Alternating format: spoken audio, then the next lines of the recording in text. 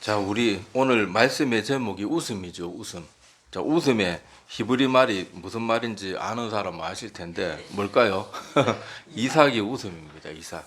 자, 그래서 우리 오늘 이삭과 관련되어서 왜 이름이 웃음인가? 자, 그 내용들을 살펴보고 또 이 이야기 속에 들어있는 교훈들을 우리가 살펴보려고 합니다. 자, 오늘 읽은 우리 17장 창세기 17장 15절에서 19절 말씀 요 앞부분에는 이제 어떤 얘기가 있었는가 하면은 아브라함이 86세 그 사라의 몸종이었던 하갈을 통해서 이스마엘을 그렇게 낳습니다. 그래서 처음에 그 전에 하나님께서 이미 나타나셔가지고 너를 통해서 아들을 낳게 될 것이다 이런 말을 했는데 그게 뭐 몇 년 지나도 소식도 없고 그러니까 이게 뭐 어떤 방법을 써서라도 뭐 자식 놓으면 되는 거 아니냐. 사라가 또 하여튼 그렇게 깨를 내 가지고 자기 여종 사라 자기 자신의 임신을 못 하니까 자 그렇게 하갈을 통해 가지고 애를 놓고 이제 이걸로 끝인 줄 알았을 거예요, 자기들은. 그런데 아브라함이 99세 되었을 때, 그러니까 86세 때 이스마엘을 낳았고 99세 때 하나님이 다시 한번 아브라함에게 나타나셔가지고 자 내가 너를 여러 민족의 아버지로 삼을 것이다. 자 그 약속을 주시고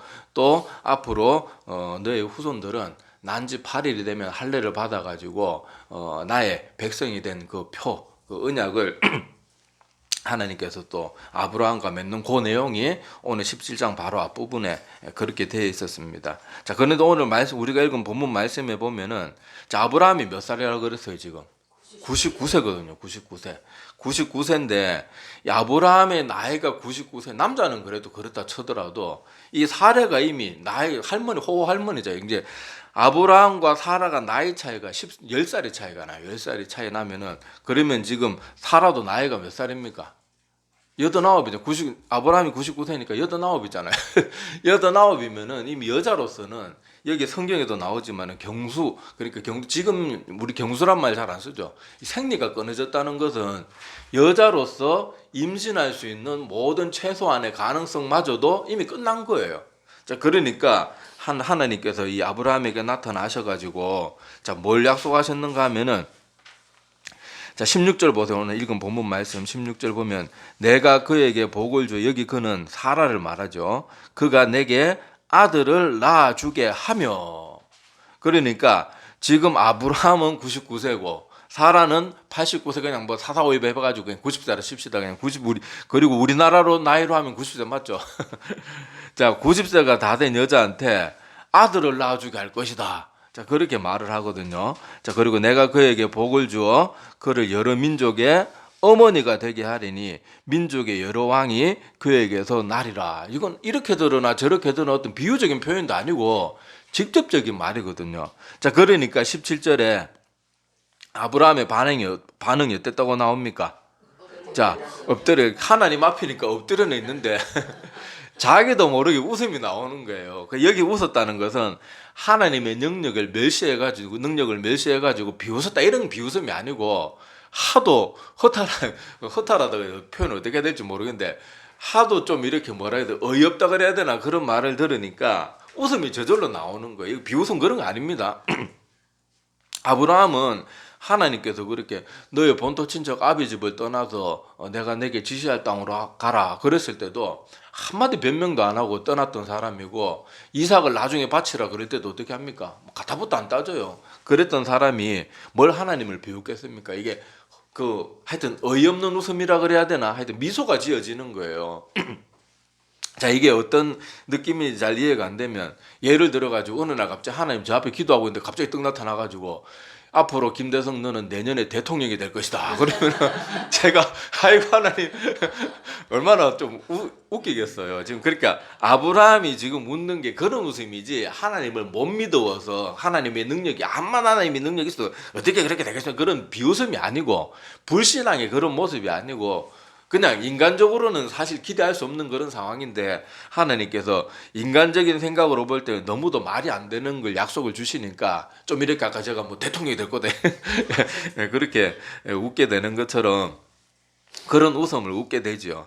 자, 그러면서 18절에 보면은 그 아브라함이 이에 하나님께 아뢰되 아이고 하나님 이스마엘이나 하나님 앞에서 잘 되었으면 좋겠습니다. 그렇게 말하면서 아브라함이 믿음의 사람이지만은 요때는 조금 하나님의 능력에 대해서 좀 잘 못 믿는 그런 모습을 보입니다. 근데 17절에 보면 인간적으로는 또 합리적이에요.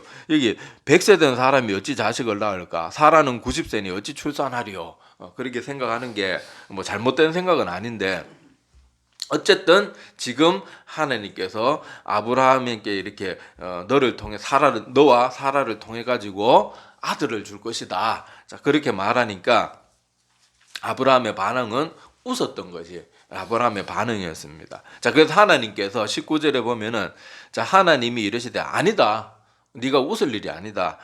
내 아내 사라가 내게 아들을 낳으리니 너는 그 이름을 뭐라고요? 그러니까 우리나라 말로 하면은 네가 앞으로 아들을 낳게 될 것인데 네 아들 이름은 웃음이라고 지어라. 웃음 가면 좀 사람 이름은 좀 이상하니까 앞으로 네 이름은 김미소다. 뭐 이런 식으로 지어라 그런 거예요. 그래서 너는 그 이름을 이삭이라 하라. 하나님께서도 왜 이삭이라고 지어라 하셨는가 하면은 아브라함이 이 말을 듣고 반응이 어땠어요? 웃었다 그랬잖아요.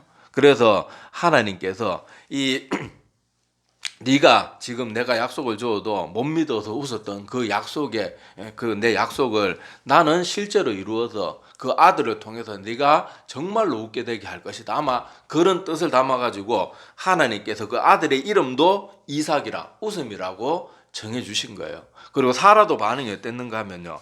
자, 오늘 제가 너무 많았고 이건 주보에 안 찾았고 오늘 본문 말씀 바로 한 장 뒤니까 여러분 18장 한번 보세요. 18장에 보면은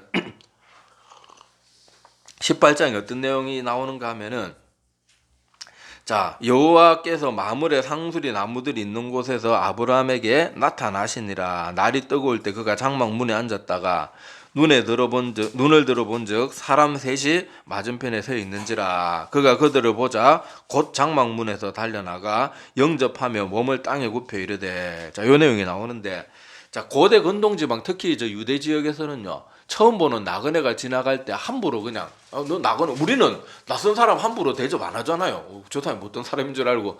근데 이때 당시에는 그런 세상이 아니잖아요.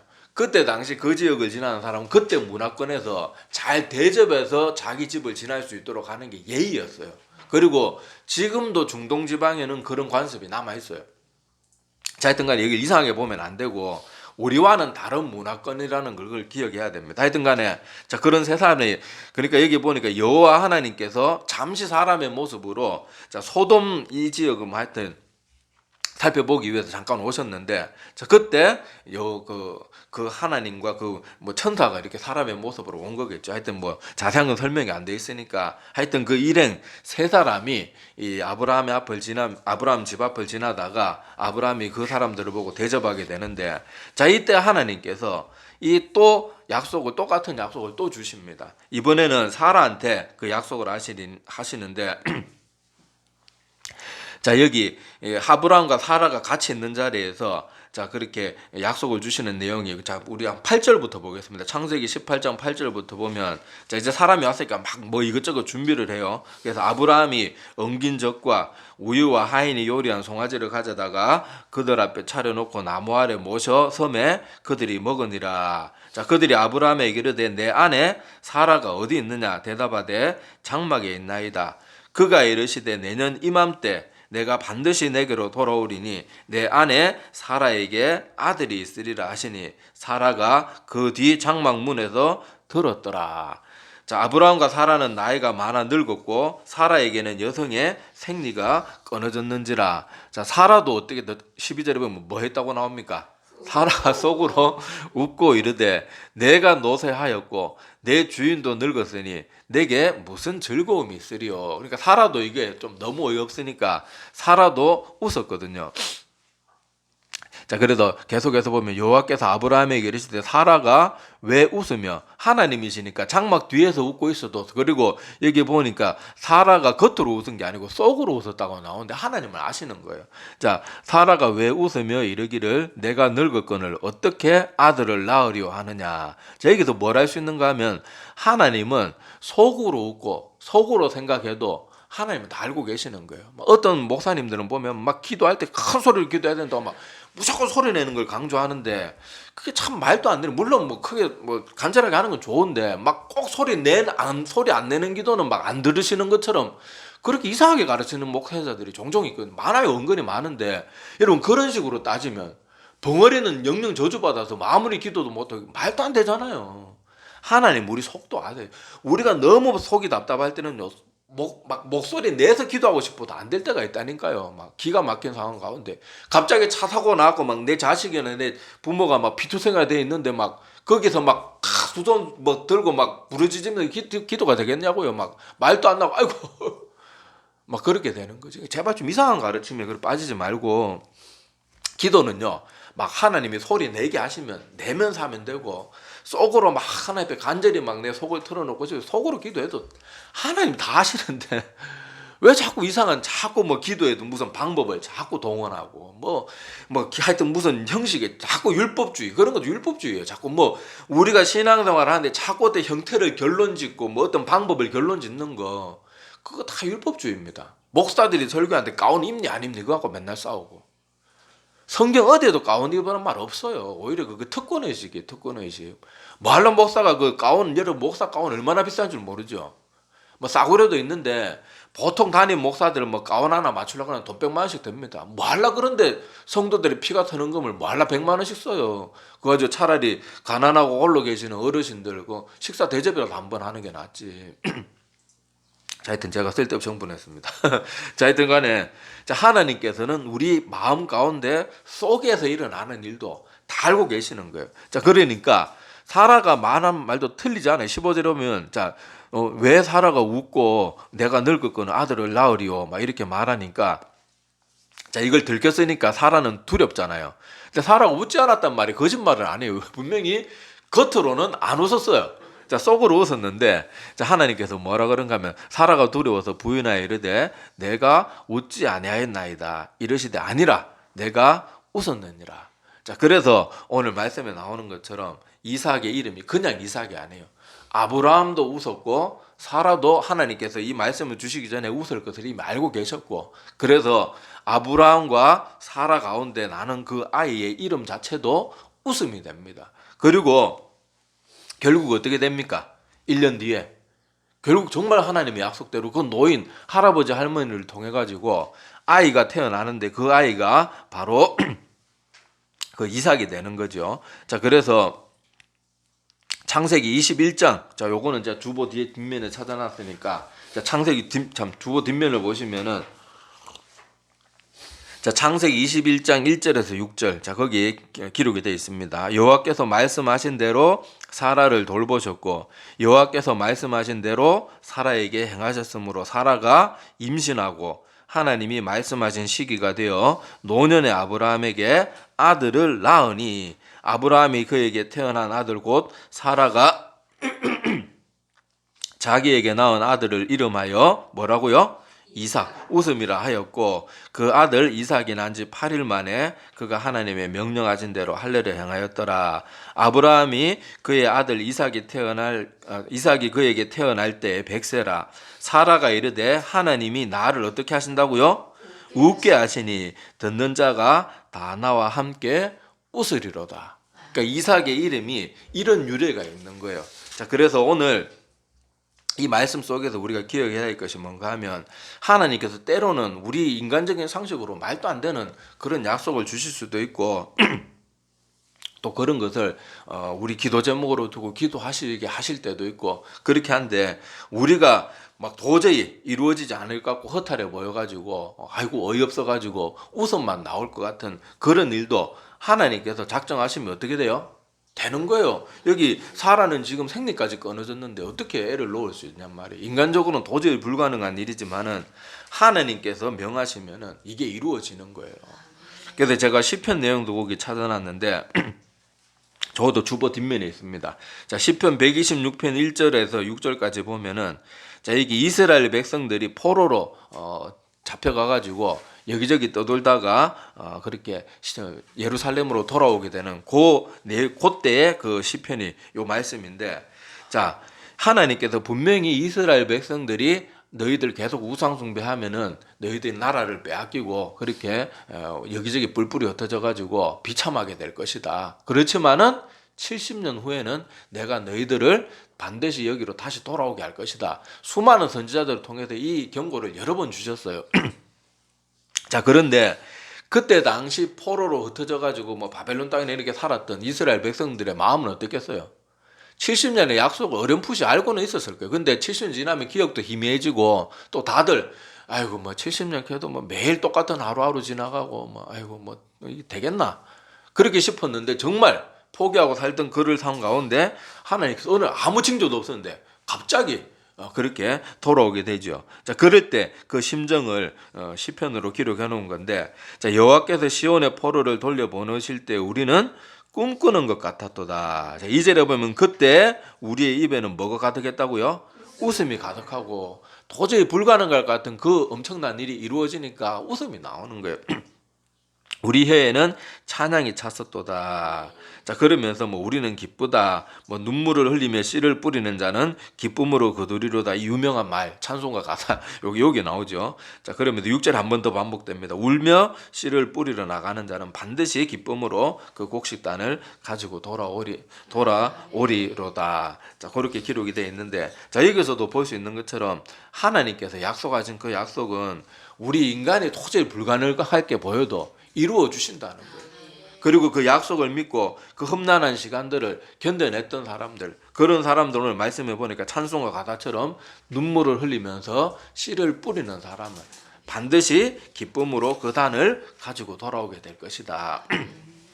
그게 시편에 기록되어 있는데, 자, 여기 오늘 아브라함과 사라의 삶을 통해서 우리가 또 기억해야 될 것이 뭔가 하면은 이 약속을 받기까지 아브라함과 사라의 삶도 주목해서 봐야 됩니다. 여러분, 욥의 처가 욥이 그렇게 하나님께로부터 고난을 당하고 하나님께서 사단에게 일정 부분 그 괴롭힐 수 있는 그 고난을 허락하시잖아요. 그때 그 욥의 처는 뭐라 그랬습니까? 자기 남편 보고 욥 보고 야, 네가 지금 이 지경이 됐는데도 정신을 못 차리냐? 차라리 하나님을 욕하고 죽어버려라, 막 그런 독서를 내뱉어요. 근데 여러분, 사라는 어땠습니까? 사라는 뭐 아브라함이 멀쩡히 아브라함 집은 그나마 그래 좀 살고 있는 집이었어요. 우상 만들어 가지고 잘 먹고 잘 사는 집안이었단 말이에요. 그래서 여러분이 뭐 그 로또 따라 나오고 그렇게 출발할 때 보면은 가난한 집이 아니에요. 찢어지게 가난한 집은 아니었단 말이에요. 어느 정도 살 수 있는, 그러니까 자기의 삶이 보장돼 있는 그런 삶을 살고 있었는데, 아브라함의 어느 날 하나님이 아브라함에게 나타나셔 가지고 갑자기 원래 아브라함과 그 가족 우상을 섬기던 그런 집이었는데 하나님께서 나타나셔가지고 내가 내게 지시할 땅으로 가라. 그렇게 했을 때 아브라함은 따르고 사라도 따르고, 성경 기록에 보면요, 사라가 막 욥의 처같이 막 원망불평했더라. 내가 너 따라 나와가지고 이 고생을 해야 되나? 여러분, 아브라함 알다시피 우리야 뭐 나그네 삶을 살았다 그러지만 옛날에 나그네 삶은요 얼마나 피곤한지 몰라요. 여기저기 옮겨 다녀야 되고 지금처럼 차가 있고 무슨 비행기가 있고 이삿짐 센터가 있는 게 아니거든요. 다 발로 걸어야 되고, 여러분 중동지방 알지만은 그것도 어떻습니까? 우리나라처럼 가다가 뭐 시내가 있으면 물도 마시고 뭐 그늘진 데 가가지고 쉬고 그런 데가 아니거든요. 광야길에 얼마나 힘들겠냐고요. 그 삶을 평생 사는데 사라가 아브라함을 향해서 뭐 불평 원망했다. 네가 내가 남편 잘못 만나고 이 모양 이 꼴이다 막 그러면서 원망 불평했다, 이런 내용이 없어요. 그 같이 함께 아브라함과 함께 그렇게 보면은 사라가 또 아브라함을 뭐라고 부르는가 하면 주라고 부를 때도 있어요. 주인님 막 이렇게 부를 때도 있는데 그렇게 아브라함과 사라는 부부간에 하나님의 명령을 지키는 삶이 결코 쉬운 삶이 아니었음에도 불구하고 그들을 함께 하나님 잘 섬기면서 그렇게 그 험난한 시간들을 또 잘 이겨냈습니다. 자, 그래서 하나님께서는 이 아브라함과 사라를 통하여서 모든 민족의 아버지가 되고 어머니가 되는 그 복을 아브라함과 사라에게 허락하셨던 것을 우리는 알게 됩니다. 그래서 오늘 이삭이라는 웃음이라는 이 이야기를 통해서 우리도 기억해야 될 것이 뭔가 하면요, 우리 믿음 생활도 이것과 똑같아요. 많은 사람들이 예수 그리스도를 믿으면 그 믿는 믿음으로 우리가 죄 사함을 받고 구원을 받는다. 그러면은 사람들이 다 코웃음 칩니다. 무슨 말도 안 되는 소리냐. 뭐 착하게 살아야 구원받지. 뭐 예수 믿는다고 구원받고 뭐 십자가 뭐 대속이 어쩌고 저쩌고 말도 안 되는 소리 하지 마라.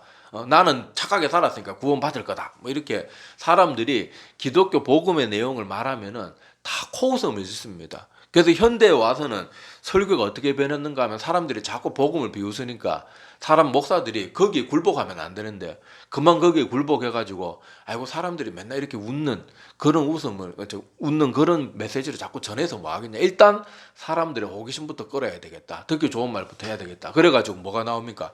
기복신앙이 나오잖아요. 자꾸 예수 믿으면 복 받는다. 그 성경의 핵심은 전혀 그런 내용이 아니거든요.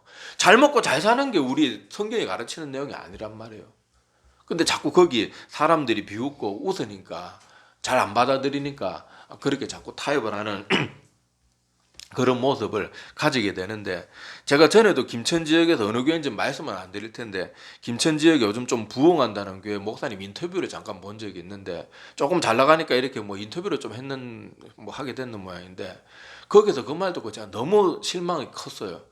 그래도 막 김천에서 부흥한다는 교회인데 뭐라고 인터뷰를 하는가 하면은 이제는 불신 뭐 예수 천당 뭐 불신지옥 이런 말은 없어져야 안 되겠냐 그러면서 그 말을 하는 거 보고 제가 사람들은 저것도 모르고 저런 것도 모르고 자꾸 듣기 좋은 말 해주고 뭐 현대적 메시지 그리고 젊은이들이 좋아하는 메시지 그러니까 막 사람들이 저 다 몰려가는데 예수 천당 불신지옥 물론 그거를 우리가 좀 더 지혜롭게 전할 필요는 있겠지만 그건 복음의 핵심이거든요. 그걸 비웃는 건 목사로서는 절대로 해서는 안 된 말이에요. 근데 그 말 듣고 제가 너무 충격받아서 제가 다른 사람들이 뭐 요새 아이고 저 뭐 그 교회 다 돼서 가던데 그렇게 가도 안 되겠어 물으면 제가 말을 못 하겠어요. 그렇다고 내가 이거 가지고 말하면은 꼭 무슨 작은 교회 목사 자기 교회는 뭐 성도도 없으면서 샘 나가지고 적한다 뭐 그런 말 들을까 말을 못 하는데 그냥 이렇게 말합니다. 그 교회는 아닌 것 같고 다른 교회 한번 뭐 알아보십시오 하는데 어떻게 이 복음의 원색적인 메시지를 부끄러워하는 사람이 아무리 성도들이 많이 모이고 교회를 현대식으로 짓고 젊은이들이 많이 모인다고 거기 어떻게 생명이 있겠냐고요. 전 그래도 막 교회 이제 부흥이 된다니까 저도 한번 벤치마킹도 해보고 막 어떤 거 들어보려고 딱 그 말 듣고 그냥 덮어버렸어요. 여기는 더 볼 게 없구나. 그 말하는 말투나 이런 거 보고 어떻게 목사가 저런 말을 할 수 있을까? 저는 너무 충격이었어요. 그러니까 우리도 사람들이 우리의 복음을 비웃는다. 십자가 구원을 비웃는다. 그런다고 우리는 거기 굴복해서는 안 돼요. 하나님께서는요, 우리가 사람의 기준으로 볼 때, 우리 이해력으로 볼 때는 웃겨 보이는 그 메시지라도 하나님의 능력으로 어떻게 하시는 거예요? 진짜 이루어가지고 우리에게 영원한 웃음을 주시는 거예요. 우리가 복음을 처음에 들으면 우리가 뭐 누구나 다 그런 반응 안 보입니까? 아이고 그래갖고 뭐 그것만 좀 말이 되나 말이 안 되는 것 같은데. 그리고 뭐 착한 사람이 그 정도지 못된 것들은 말도 안 되는 사람 앉아있는데 저리 꺼져 뭐 그러면서 막 그런 사람도 있겠죠. 자 그런데 정작 우리가 그 웃음을 참고 하나님의 약속을 받아들이고 기다리면 어떻게 돼요? 정말로 구원받아요. 우리가 의롭고 우리 행위로 막 아무리 착한 일 많이 한다고 구원 못 받는 게 아니잖아요. 못 받잖아요. 우리가 아무리 착한 일을 많이 한들 내가 지은 죄가 사라집니까? 착한 일을 많이 한다고. 아니에요. 그게 뭐 내가 착한 일 많이 하면은 착한 일 많이 한 만큼 내가 과거에 지은 죄는 이렇게 삭제되고 그게 아니잖아요. 내가 어떤 사람에게 막 정말로 그 사람이 평생 지울 수 없는 그런 말에 나는 모르고 했는지 몰라도 정말로 마음에 큰 상처를 줬는데 내가 막 자원봉사한다고 그 사람에게 줬던 그 마음의 상처와 그 시간을 되돌릴 수 있냐고요. 못 돌리잖아요. 그래서 우리 인간은 착한 일 많이 한다고 구원받는 게 아니에요. 인간 스스로는 자기를 구원할 수 없는 죄로 철저하게 물든 존재이기 때문에 하나님께서 대신 구원의 길을 열어주신 거예요. 어떻게 하시면서요? 자기 자신까지 십자가에 죽어주시면서까지. 그래서 너희가 이것을 믿고 그렇다고 뭐 또 우리가 기독교를 이상하게 말하는 구원파들처럼 믿기만 하면 무슨 죄를 저질러도 다 구원받는다. 이건 아니에요. 참된 믿음은 그렇게 살 수가 없어요. 내가 예수 그리스도가 내 죄 때문에 죽었는데 어떻게 죄를 막 지으면서 함부로 살 수 있냐고. 안 믿는 거죠. 그거는 십자가 복음을. 그러니까 제발 이런 거 설명은 좀 그만했으면 좋겠어요. 사람들은 십자가 복음만 전하면 그럼 믿기만 하면 구원받으니까 내 마음대로 살아야지. 전부 죄로 물들어가지고 성경 자세히 읽으려 하지도 않고, 그리고 그런 마음 자체가 거듭난 사람에게 주신 하나님의 마음이겠냐고요. 사단이 주는 마음이지. 아니 왜 구원과 말씀과 관련된 내용만 나오면 어린애만도 못한 그런 상식으로 자꾸 말씀을 받아들이냐고요. 자꾸 죄로 물든 마음으로 복음을 받아들이냐고요. 참된 믿으면 물론 인간이니까 열심히 살고 막 최선을 다해서 살아도 실수할 수 있고 넘어질 수 있어요. 그거는 모르겠지만은 어떻게 내가 예수 그리스도께서 내 죄 때문에 십자가에서 그렇게 비참하고 막 발가벗겨져 가지고 채찍에 온몸이 찢기고 옆구리에 죽고 돌아가시고 난 다음에 옆구리에 창에 찔려 가지고 확인 사살까지 당한 그 주님 앞에서 내가 어떻게 죄를 함부로 지우고 내 멋대로 구원파처럼 그렇게 사는 그런 말을 듣는다는 것 자체가 얼마나 말이 안 되는 소리입니까? 하여튼 오늘 중요한 내용이 이렇게 아니니까 하여튼 제발 그런 식으로 듣지 마시고, 우리가 그렇게 도저히 뭐 믿는다고 구원받는다고 말이 되나? 그런데 그것을 믿고 그 말씀대로 아브라함과 사라도 어땠어요? 하나님의 약속을 믿고 하나님께서 그렇게 이루어 주실 것이니까 우리 뭐 할라 본토 친척 아비 집을 떠나나 뭐 어딘가를 이루어 주실 거, 우리가 약속 하나님 말씀 좀 안 들어도 여기 계속 좋은 데 살자 이런 게 아니잖아요. 그 주님의 약속의 명령을 따라서 여기저기 떠돌면서 나그네 삶을 살고, 아브라함도 자기 아내 사라 막 다른 힘 있는 왕들한테 막 아내 뺏기기도 하고 막 우여곡절 많잖아요. 막 도둑놈들 막 그런 놈들 쳐들어와가지고 막 자기 재산 다 강탈해가고 뭐 온갖 일들 다 겪었잖아요. 그럼에도 불구하고 아브라함과 사라는 어떻습니까? 끝까지 하나님 안에서 살아가는 거예요. 하나님과 함께. 아브라함과 사라가 하나님 떠났다 이런 내용 없잖아요. 힘들어서 그만뒀더라. 하나님의 이거 약속에 따른 삶을, 약속의 그 말씀을 따라서 나그네 삶을 포기하였더라. 포기하려고 폼 잡았더라. 이런 내용도 없어요. 묵묵하게 그 길을 살아가는 거예요. 그러니까 결국 하나님께서 그들에게 그 노년에 아브라함 자식을 얻었으니까, 젊어서 얻어도 자식이 그렇게 기쁜데 나이 100세가 되고 90세가 된 사람이 자녀를 얻으면 손자 손녀도 그렇게 이쁘다 그러는데 자기 친자식이 그렇게 100세가 돼서 낳았으니 이거는 진짜 막 눈에 넣어도 눈에 들어가지도 않겠지만 눈에 넣어도 안 아플 거란 말이에요. 그 정말로 웃음을 하나님께서 허락하시는 거예요. 그리고 우리는 이 믿음대로 살면요, 십자가 복음에 있는 그대로 사람들이 웃기고 심지어 목사조차도 부끄러워하는 그 십자가 원색적인 그 복음, 날 위해서 주님께서 십자가에서 돌아가셨고 예수 없이는 아무도 구원받을 수 없다. 이걸 어떻게 목사가 부끄러워할 수 있냐고. 그런 게 부흥하면 뭐합니까? 그저 그냥 사람들 프로그램 좋고 듣기 좋은 말 많이 하고 찬양단 뭐 잘 꾸린다고 거기에 생명이 있겠냐고요. 우리가 그렇지만은 하나님이 십자가에 사람들이 보기에 우습게 여기고 가짜게 여기는 이런 복음이지만, 우리는 이 약속을 믿고 하나님 말씀 안에서 아브라함과 사라가 그 약속의 말씀을 붙들고 한평생 그 나그네 삶을 살고 고달픈 삶을 살면서도 하나님 떠나지 않았으니까 이삭을 주셨던 것처럼 우리도 이 십자가 약속의 말씀을 듣고 끝까지 우리 인생을 버텨나가면은 하나님께서 어떤 웃음을 주시겠어요? 우리 인생의 마지막 순간에 영원히 사라지지 않을 그 웃음을 우리에게 주실 거란 말이에요.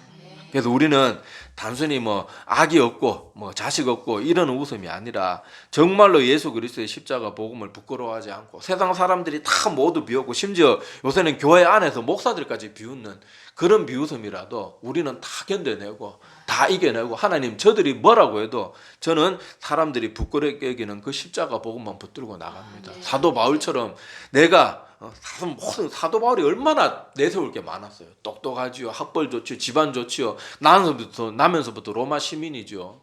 웅병은 잘하죠. 뭐 꿀릴 게 뭐 있어요. 그런데 사도 바울이 어떻게 합니까? 나는 십자가 외 모든 것을 다 잃어버려. 아니 사역자면 그래야지. 어떻게 십자가 복음을 부끄러워하고 우리가 이렇게 복음 전해야 되겠습니까? 얼마나 부끄러운 소리입니까?